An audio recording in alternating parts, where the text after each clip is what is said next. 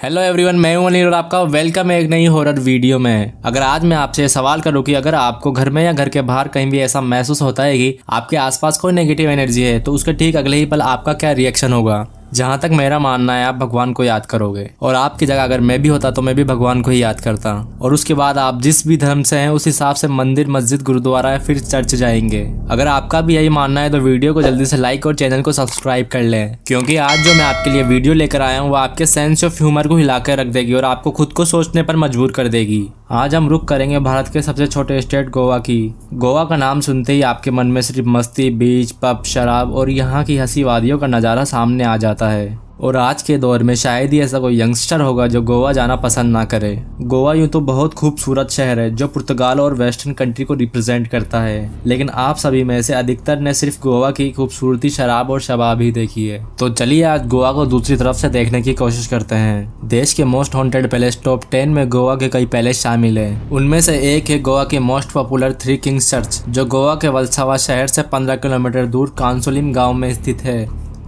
माना जाता है कि यह चर्च करीबन 400 साल पुरानी है, जिसका निर्माण फादर गोजालो एसजे द्वारा करवाया गया था। उसके कुछ साल बीत जाने के बाद वहां एक नए पुर्तगाली को राजा बनाया गया, जिसका नाम राजा होलकर था। वहां के पास के क्षेत्र के 2 राजा और थे जिनकी नज़र थ्री किंग्स चर्च पर रहती थी, जो राजा होलकर को मारकर थ्री किंग्स चर्च को जीतना चाहते थे।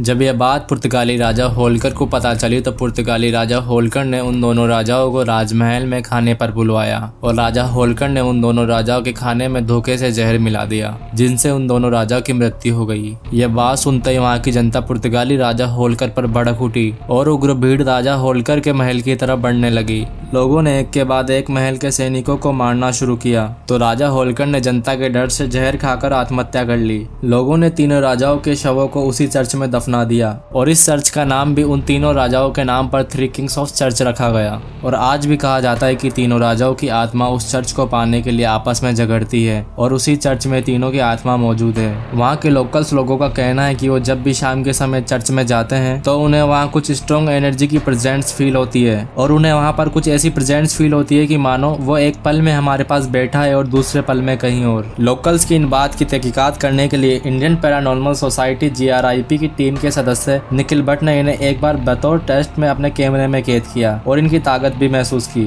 जैसा कि मैंने आपसे वीडियो की शुरुआत में पूछा था कि अगर आपको आपके घर में या घर के आसपास कहीं नेगेटिव एनर्जी की प्रेजेंस फील हो रही हो तो आप भगवान का नाम लेंगे और आपके रिलीजन के हिसाब से मंदिर, मस्जिद या फिर चर्च में जाएंगे। लेकिन एक बार आप जरा सोचिए, अगर आप किसी पैरानॉर्मल एक्टिविटी से पहले से ही परेशान है और आप उन पैरानॉर्मल एक्टिविटी से दूर होने के लिए एक थ्री किंग्स ऑफ चर्च में चल जाते हो और आपके वहां जाते ही उससे भी बड़ी नेगेटिव एनर्जी की प्रेजेंस फील होती है, तो आपका क्या रिएक्शन होगा। आप अपना सजेशन कमेंट सेक्शन में बता सकते हैं। अगर आप में से किसी को भी हॉरर एक्सपीरियंस करने का शौक हो तो एक बार गोवा की थ्री किंग्स ऑफ चर्च में जरूर जाकर आए। इस स्टोरी को यहीं पर समाप्त करते हैं। अब बात करते हैं गोवा की most popular second haunted palace की, जिसका नाम है इगोर चेम्बान, जिसके बारे में गोवा के लोग बखूबी वाकिफ है। लेकिन हमारे व्यूअर गोवा के अलावा 27 स्टेट्स में है, इसलिए इगोरचेम बांध के बारे में बताना जरूरी हो जाता है। इगोरचेम बांध गोवा के राया गांव में स्थित है, जो ओवर लेडी ऑफ स्नो नाम के चर्च को शहर जाने वाली एक सड़क से जोड़ता है। इगोरचेम डैम एक हॉन्टेड डैम है जो दिन के समय भी डरावना लगता है। यहाँ के लोकल्स का इस डैम के बारे में कहना है कि अगर आप दोपहर में 2 बजे से 3 बजे के बीच इस डैम से गुजरते हैं तो यहाँ से कुछ बच्चों के हंसने की और कुछ ही देर बाद उनके रोने की आवाजें भी सुनाई देती है। लेकिन लोकल्स की ये बातें हमें हजम नहीं होती है, तो अभी कहानी की और गहराई में जाने की जरूरत थी। और खोजबीन के बाद हमें पता चला कि कुछ सालों पहले